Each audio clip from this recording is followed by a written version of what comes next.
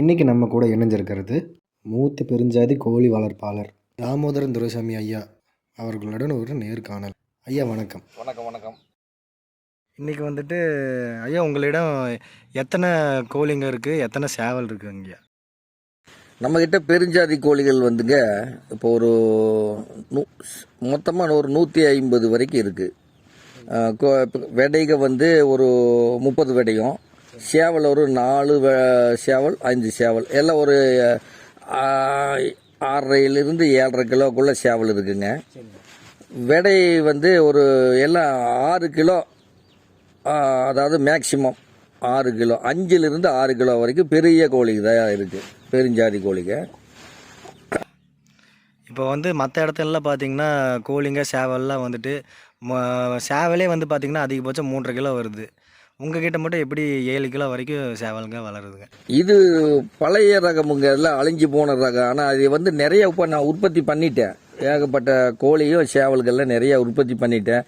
இதெல்லாம் பொதுவாக அழிஞ்சே போச்சு. பெருஞ்சாதிங்கிறது இதை விட பெருஞ்சாதி இருக்குது. 12 கிலோ சேவல் இருக்குது, 7 கிலோ விடை, 7.5 கிலோ விடையெல்லாம் இருந்துச்சு. அதெல்லாம் கிட்டத்தட்ட ஒரு 30 வருஷத்துக்கு முன்னாடி இருந்துச்சு. ரொம்ப பெரிய ஜாதிகள்லாம் அந்த கோழிகளை வந்து உற்பத்தி பண்ணுறது ரொம்ப சிரமம். ஒரு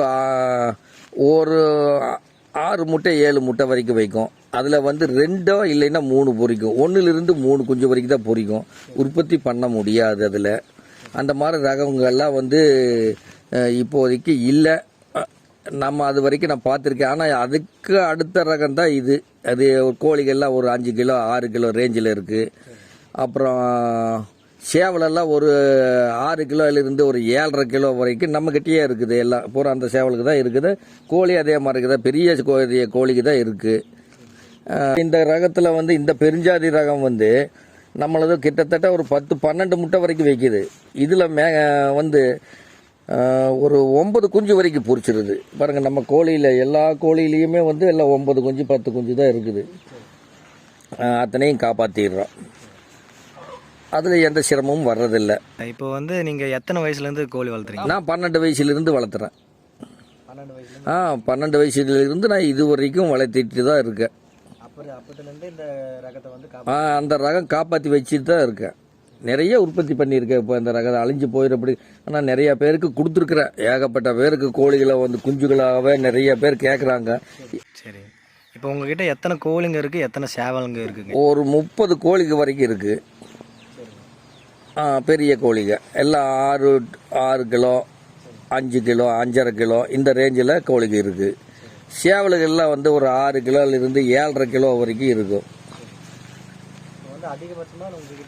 ஒரு 150 கோழி குஞ்சு சேவல் எல்லாம் சேர்த்து ஒரு 150 உருப்படி வரைக்கும் இருக்குது. ஆமாம், சேவல் குஞ்சு கோழிக எல்லாமே சேர்த்துனா அவ்வளோ வரும். சரிங்க. இப்போ அதிகபட்சமாக உங்ககிட்ட பெரிய வெயிட்டில் இருக்கிற சேவல்னா இப்போ எத்தனை கிலோவில் இருக்குது? இப்போ ஒரு காக சேவல் ஒன்று இருக்குது, 6.5 கிலோ வரைக்கும் இருக்குது. 11 மாதம் ஆச்சு, 6.5 கிலோ இருக்குது காக சேவல். பெருசு அந்த சேவல் இருக்குது. அப்புறம் பட்டா கொஞ்சம் ஒரு 2 இருக்குது. ஒரு 7 மாதம் பட்டா ஒரு 5 கிலோவில் 2 சுற்றிட்டு இருக்குது. அப்போ கொஞ்சம் சேவல்கள்லாம் விற்றுட்டேன். கொஞ்சம் பெரிய சேவல்கள்லாம் 7 கிலோ சேவல்கள்லாம் ஒரு 4 சேவல் வரைக்கும் விற்று போட்டேன். பெருஞ்சாதி ரக கோழிங்களை மேக்சிமம் எந்த ஏரியாலலாம் பார்க்க முடியும்? இப்போ நிறைய பக்கம் இல்லை, கோழிகளே இல்லை. எல்லாம் நம்மக்கிட்ட தான் போய் வாங்கிட்டு போயிட்டு இருக்கிறாங்க. பெருஞ்சாதி கோழிகள் எல்லாம் இப்போ வந்து நம்ம எங்கேயும் கிடைக்கிறது இல்லையாட்டு இருக்குது. ஆனால் நம்ம வளர்த்துறது எல்லாமே பெருஞ்சாதி கோழிக்கு தான். இப்போ கோழிகளுக்கெல்லாம் என்ன மாதிரி தீவனம் வந்து நீங்கள் போடுறீங்க? நாம் இப்போ வந்து தீவனம் அப்படின்னு சொல்லிருக்கு, கம்பு போடுறோம், கொஞ்சம் கோதுமை போடுறோம். நம்ம கோழிகள்லாம் வந்து பூரா நம்ம தோட்டத்தில் இருக்கிறது பூரா மூலிகை செடிங்க. மெயினாக அதில் கொழிச்சுக்கும். மெயினாக இந்த கோழிக்கு பூராமே செடிகளை தான் திங்குது, தீவனமே எடுக்கிறது இல்லை. அதனால எங்களுக்கு எந்த சீக்கும் கூட ஜாஸ்தி வர்றதில்லை, எந்த சீக்கும் வர்றதில்லை. மேக்ஸிமம் இதில் இருக்கிற இதே வந்து அதை தீவனமாக எடுத்துக்குதுங்க. அந்த பசும்புள்ளையே அந்த நிறைய மூலிகை இருக்குது செடிக, அந்த செடிகளையே அதை சாப்பிட்டுட்டு இருந்து காலையிலிருந்து சாயந்தரம் வரைக்கும் இந்த செடிகளை கொத்தி கொத்தி அதையே தான் சாப்பிடுது. தீவனங்கள்லாம் ஜாஸ்தி எங்கள் கோழிக்கு சாப்பிட்றதில்ல. சரிங்க. இப்போ வந்துட்டு இப்போ ஜனவரி டிசம்பர் மாதத்தில் மேக்ஸிமம் எல்லா கோழிக்குமே பார்த்தீங்கன்னா குஞ்சுகளுக்கெல்லாம் வந்து அம்மை நோய்கள் வருது. அம்மை நோய்க்கான தீர்வு என்னங்க? அம்மை நோய்களுக்கு தீர்வு இந்த டிசம்பர் ஜனவரியில் வந்து மெயினாக சின்ன குஞ்சுகளுக்கெல்லாம் வந்து அம்மை நோய் வரும். இது ரொம்ப ஈஸியாக தடுத்துடலாம். எப்படின்னா நம்ம கஞ்சி வடிக்கிறாங்கல்ல, அந்த கஞ்சி மண் பானையில் ஒரு 5 நாள் புளிக்க வச்சிடணும். அப்புறம் புளிக்க வச்சு இந்த கட்டி மாதிரி ஆகி புளிச்சிடும். அதை எடுத்து இந்த கோழி தீவன தொட்டிகளில் வந்து ஊற்றி வச்சிடணும். இந்த குஞ்சு கவரை சாப்பிட்ற இடத்துல தினம் அதை சாப்பிட்டுட்டு இருந்தாலே உங்களுக்கு தினம் கஞ்சி வடிக்க வடிக்க அதை ஃபுல் பண்ணிகிட்டே இருக்கணும். ஒரு 5-6 நாளைக்கு அதை சாப்பிட்டாலும் அம்மை சீக்கு வந்தாலும் சரியாயிரும். வராமல் இருந்தால் அந்த இதை சாப்பிட்டுட்டு இருந்தால் வராமையும் போயிடும். அதுக்கு இது ஒன்று தான் அந்த காலத்திலேருந்து கொடுத்துட்ருக்குறாங்க, புளிச்ச கஞ்சி. அந்த கஞ்சி வடிகஞ்சின்னு சொல்லுவாங்க. அந்த கஞ்சியை வந்து நம்ம 6 நாள் ஃபஸ்ட்டு புளிக்க வச்சிடணும். மண்பானையில் எடுத்து புளிக்க வச்சிடணும். புளிக்க வச்சு அப்பப்போ வந்து கோழிகளுக்கு இதில் அந்த ஊற்றி வச்சிட்டோம்னா அதே வந்து நல்லா சாப்பிட்டுக்கும் குஞ்சுகள்லாம். அந்த சீக்கு காணாமல் போயிடும். இதுதான் அந்த காலத்துலேருந்து பண்ணிட்டு இருக்கிறாங்க. வேற எந்த வழியும் வராதுக்கு முன்னாடி இப்படி தடுத்துக்கலாம். வந்தாலும் அதுக்கு வச்சாலும் சரியாக போயிடும். அதே சமயம் இந்த அம்மா வந்து இந்த மாதிரி வைக்காமல் இருந்தோம்னா, இந்த புளிச்ச கஞ்சி வைக்காமல் இருந்தால் மேக்சிமம் 30% குஞ்சுக்கு செத்து போயிடுது. அப்புறம் அதில் ஒரு 40% வரைக்கும் என்ன ஆகுதுன்னா வளர்ச்சி இல்லாமையே போயிடுது. அப்புறம் கொஞ்சம் அந்த கொஞ்சம் குஞ்சுக்கு தான் மிச்சமாகுது. அதனால் அம்மை வந்த உடனே நீங்கள் இந்த கஞ்சியை வச்சிட்டிங்கன்னா அது அதிலிருந்து சமாளித்து மேலே வந்துடும். வராதுக்கு முன்னாடியும் வைக்கலாம், வந்த பிறகும் இப்படி கொடுத்தோம்னா தடுத்து நிறைய பாதிப்பு இல்லாமல் இறப்பு இல்லாமல் தப்பிச்சிரும். குஞ்சுகளுக்கு எந்த இடத்திலும் வராமல் நல்லாவும் வந்துடும், குரோத் நல்லா வந்துடும். அதெல்லாம் வேண்டியதில்லை. எல்லா குஞ்சுகளுக்கும் ஒன்றா தான் வரும். ஒரு குஞ்சுக்கு வந்தாலும் எல்லாம் வந்துடும். பெரிய கோழிகளுக்கு மேக்சிமம் வராது. அதாவது ரொம்ப 1 வருஷம் மேலே போன கோழிகளுக்கு வராது. ஒரு 5 மாத குஞ்சு 6 மாத குஞ்சு வரைக்கும் வரும். இந்த அம்மா வரும், பெருசாக பாதிக்காது. சின்ன குஞ்சுக்கு அது 1 மாதம் 2 மாதம் 3 மாத குஞ்சுகளை தான் ரொம்ப பாதிக்குது அம்மை. அதுக்கு இந்த புளிச்ச கஞ்சி ஒன்று தான் தீர்வு. நல்ல மருந்து, அது உணவும். அது ஐயா, இப்போ பார்த்தீங்கன்னா பெரும்பாலும் வெள்ளை கழிச்சல் வந்து எல்லா கோழிகளுக்கும் வருதுங்க. இப்போ வந்து வெள்ளை கழிச்சல் வந்து வந்த பிறகு தடுப்பது வந்து எப்படி, வர்றதுக்கு முன்னாடியே வந்து எப்படி தடுக்கலாம், அதை பற்றி சொல்லுங்கள். வர்றதுக்கு முன்னாடி தடுக்கிறது அப்படிங்கிறது, நீங்கள் இந்த R2Bன்னு போட்டு ஒரு இன்ஜெக்ஷன் இருக்குது. அது பெரிய கோழிகளுக்கு 0.3 ml, சின்ன குஞ்சுகளுக்கு 0.2, அதாவது ஒரு 4 மாத குஞ்சுகளுக்கு தான் போடணும். அதுக்கு விட கம்மியாக போட்டிங்கன்னா அந்த குஞ்சுகளுக்கு இந்த கால் வராமல் போயிடும், ரெக்கை வராமல் போயிடும், செத்து போயிடும். அதனால் இந்த R2B போடுறது வந்து மேக்சிமம் ஒரு குஞ்சுகளுக்கு 4 மாதம் முடிஞ்சிருக்கணும். அந்த 4 மாதம் முடிஞ்ச குஞ்சுக்கு 0.2 மட்டும் போடுங்க, ஜாஸ்தி போடாதீங்க. அப்புறம் பெரிய கோழிகளுக்கு 0.4 வரைக்கும் போடலாம். வராமல் தடுக்கிறது வந்து இந்த ஊசி போட்டு தடுத்துக்கலாம். இல்லை ஊசி போட தெரியல அப்படின்னா இந்த லசோட்டான் போட்டு கண்ணில் ஊற்றுவாங்க. ஒவ்வொரு ட்ராப்பு, கண்ணில் ஒரு ட்ராப்பு, மூக்கில் ஒரு ட்ராப்பு. ஆனால் மாதம் ஊற்றணும். இந்த இன்ஜெக்ஷன் பண்ணால் 4 மாதத்துக்கு ஒருக்கா பண்ணிக்கலாம். இல்லைன்னா லசோட்டாவே ஊற்றிக்கலாம். அதில் ஊற்றினாலும் கூட சீக்கு வர்றதில்லை. மெயினாக வந்து இந்த வெள்ளைக்கழிச்சல் வந்து சீதோஷ்ண நிலை ஒரு வைரஸ். அதுக்காக என்ன பண்ணுறேன்னா, மெயினாக சுற்றியும் கோழி வளர்த்துற இடத்துல நிழல் இருக்கணும். மரங்களும் நிழலும் நிறைய இருக்கணும். இருந்தாலே உங்களுக்கு இந்த வெள்ளைக்கழிச்சல் 80% வராது. அப்புறம் அப்படியே வந்துட்டாலும் என்ன பண்ணலான்னா, நம்ம தடுப்பூசி போட்டுக்கிறோம். வந்த பிறகு தீர்வு பாருங்க. இதுதான் பாருங்க, வெள்ளைக்கழிச்சலுக்கு இதுதான் தும்பை இலை. இந்த தும்பை இலையில ஒரு 20 இலை வேணும். 20 இலை எடுத்துக்கோங்க. இது நிறைய பக்கம் எல்லாம் போகிற இந்த ரோட்டோரத்துலேயும் தோட்டத்துலேயும் அங்கே இங்கே நிறைய கிடைக்கும். வெள்ளையாக பூ இருக்கும். பட்டாம்பூச்சிகள்லாம் வந்து இதில் தேன் எடுக்கும். இதில் ஒரு 20 இலை. ஆனால் இது வந்துட்டு இப்போ வந்து இந்த பனிக்காலத்தில் மட்டும்தான் மேக்ஸிமம் வரும் இல்லைங்களா? எல்லா டயத்துலையும் கிடைக்கும், எல்லா பக்கமும் கிடைக்கும், எல்லா சீதோஷ்ண நிலையிலையும் கிடைக்குது. என்ன வெய்ய காலம் காஞ்சி போயிடும். அது இப்போ வெய்ய காலம் வந்ததுன்னா இந்த இலையை முன்கூட்டியே எடுத்து காய போட்டு வச்சுக்கலாம். ஓகேவா? அப்புறம் இதுதான் நொச்சி. இது வந்து கரு நொச்சிங்க. நீங்கள் எந்த நொச்சி வேணால் கொடுக்கலாம். இந்த கொழுந்துக ஒரு கொஞ்சம் எடுத்துக்கோங்க, சும்மா ஒரு 10 இலை எடுத்துக்கோங்க கொழுந்து. அப்புறம் இந்த துத்தி செடி, துத்தி செடி இது பாருங்க எப்படி இருக்குன்னு. துத்தி செடி எல்லாத்துக்குமே தெரியும். இந்த பூவை பாருங்க, மஞ்சளாக முட்டை மொக்கு வருது. அப்புறம் இந்த காயெல்லாம் வந்து உங்களுக்கு இந்த பல்லு சக்கரை மாதிரி, அதாவது கியர் வீல் மாதிரி இருக்கும். பல்லு சக்கரை மாதிரி தெரியுதா? காயெல்லாம் எப்படி இருக்கு பாருங்க, இப்படி இருக்கும். பூ வந்து இப்படி இருக்கு, விரிஞ்சா மஞ்சளாக பூ வரும். இதுதான் வந்து துத்தி. இந்த 3 மூலிகை மெயின். இந்த 3ஐயும் எடுத்துக்கணும். எடுத்துட்டு நீங்க வேணா குப்பைமேனி போடுறதுன்னா போடுங்க, கிடைக்கலைன்னா விட்டுருங்க. ஆனா இந்த 3 தான் மெயின். இதோட வாத நாராயணத்துல கொஞ்சம் சேர்த்திக்கலாம். அப்புறம் இது எல்லாம் அரைச்சு நெல்லிக்காய் அளவு, இதோட வந்து மஞ்சத்தூள் 1 ஸ்பூனு, சீரகம் 1 ஸ்பூனு, 6 மிளகு எல்லாமே நல்லா மிக்சியில் அரைச்சு நல்லா கெட்டியாக உருண்டை பிடிச்சி காலையில் ஒரு உருண்டை, சாயந்தரம் ஒரு உருண்டை, இப்படி 6 நாளைக்கு கொடுங்க. மத்தியானம் வந்து இதுக்கு 6 நாளைக்கும் வந்து ரச சாப்பாடு மட்டும்தான் தரணும். வேற எந்த விதமான தானிய உணவோ கெட்டியான உணவோ எதுக்கு கொடுக்கக்கூடாது. ஃபர்ஸ்ட் ஒரு நாளைக்கு 2 நாளைக்கு நீங்க ஊட்டி விட்டுருங்க. ரொம்ப ரொம்ப சிவியரா இருந்தா ஃபர்ஸ்ட் ஒரு நாளைக்கு கொஞ்சம் அளவா கொடுங்க போதும். அப்புறம் 2வது நாள் இருந்து அதே சாப்பிட்டுக்கும். வெள்ளை கழுது 6 நாள் அது கியூர் ஆயிரும், நல்லா நடக்கும், எல்லாமே சரியாயிரும். வெயிட் லாஸ் ஆயிருக்கும், அது நல்லா சரியா போயிடும். இதுதான் நல்லா உயர்ந்த மருந்து. நிறைய பேர் நிறைய சொல்லி இருக்கலாம், ஆனா இந்த மருந்தையும் கொடுத்து பாருங்க எது கேக்குதுன்னு. இப்போ வந்து ரிசல்ட் வந்து எத்தனை நாளாக நம்மளுக்கு தெரியுங்கய்யா? உங்களுக்கு வெள்ளைக்கழிச்சல் வந்து ஒரு 3 நாள் 4 நாள்ல கோழி செத்து போயிடும். அதை தாண்டி ஒரு 5 நாள் 6 நாள் வந்தாச்சுன்னா இது கொடுத்தாச்சுன்னா 5-6 நாள் அது கியூர் ஆகிட்டே வருது.